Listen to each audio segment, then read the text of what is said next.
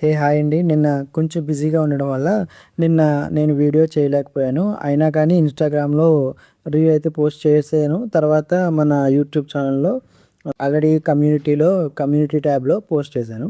But నిన్నటిది discipline, mindset, psychology, risk management ఇవన్నీ కూడా అసలు కేర్ చేయకుండా ట్రేడ్ చేసినందుకు నాకు చాలా మంచి పెద్ద లాస్ వచ్చింది. దిట్ ఈస్ ద బిగ్గెస్ట్ లాస్ అనమాట. నాకు ఈ 2 ఇయర్స్‌లో ఎప్పుడు అంత బిగ్ లాస్ రాలేదు. బట్ ఎనీహౌ అయినా కూడా ట్రేడింగ్ కంటిన్యూ చేస్తాం. మనం అంతే కదా! మనం ఇంకా అంతకంటే ఏం చేయలేం.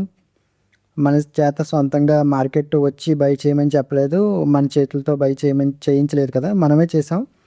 మనం చేసిన తప్పులకి మనమే బాధ్యత తీసుకోవాలి. మనం యాక్సెప్ట్ చేయాలి. ముందుకు సాగిపోవాలంతే.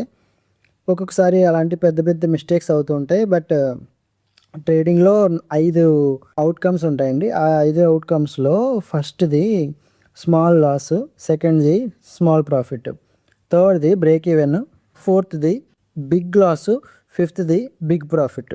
ఈ ఐదిట్లో 4 ఏదైనా పర్వాలేదు కానీ బిగ్ లాస్‌లోకి మాత్రం ఎప్పుడు వెళ్ళకూడదు.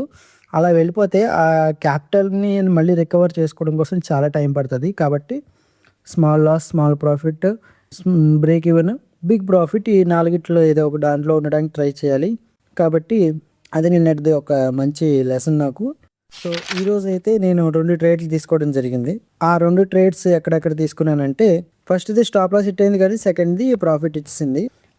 ఇక్కడ మామూలుగా ఏం జరిగిందంటే ఈరోజు బ్యాంక్ నిఫ్టీ చూశాను నేను. ఫస్ట్ బ్యాంక్ నిఫ్టీ చూడగానే ఫస్ట్ లుక్‌లోనే ఇక్కడ క్లోజింగ్ ప్రైస్ ఉంది. ఆ క్లోజింగ్ ప్రైస్ దగ్గర నుంచి మార్కెట్ పైకెళ్ళిపోతుంది. సో, నిన్న కూడా ఇంచుమించు కొంచెం పాజిటివ్‌గానే ఉంది మార్కెట్. అలాగే ఈరోజు క్లోజింగ్ ప్రైస్ దగ్గర నుంచి పైకెళ్ళిపోతూ బ్రేక్‌ఔట్లు ఇస్తూ ఉంటే మార్కెట్‌లో ఎవరొస్తారు? బయ్యర్స్ వస్తారు. అలా బయ్యర్స్ వచ్చినప్పుడు వాళ్ళ స్టాప్ లాస్‌లు మార్కెట్‌లో కింద ఉంటాయి కాబట్టి మార్కెట్ ఇలాగా వాళ్ళని ఇన్వైట్ చేసినట్టు చేసి వాళ్ళ స్టాప్ లాస్‌ని హర్ట్ చేయడానికి కిందకెళ్తది అనుకున్నాననమాట. కానీ మార్కెట్ ఏం చేసిందంటే ఈ టైంలో బ్యాంక్ నిఫ్టీని చూసి కానీ ట్రేడింగ్‌ని మాత్రం ట్రేడ్ నిఫ్టీలో తీసుకున్నాను. ఇది బ్రేక్ అయినప్పుడు ట్రేడ్ తీసుకుంటే మళ్ళీ రివర్స్ అయిపోయి నా స్టాప్ లాస్ హిట్ చేసింది. బట్ ఎనీహౌ నేను కొంచెం ఆ టైంకి ఆఫీస్‌కి వెళ్ళిపోయిన తర్వాత బ్రేక్అవుట్ చూశాననమాట.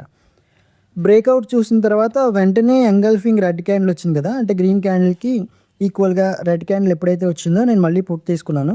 ఇది ఈజీగా నా ప్రాఫిట్ ఇచ్చేసిందనమాట. సో, ఈరోజు నా లాస్ కవర్ అయిపోగా ప్రాఫిట్‌లో కూడా ఉన్నాననమాట.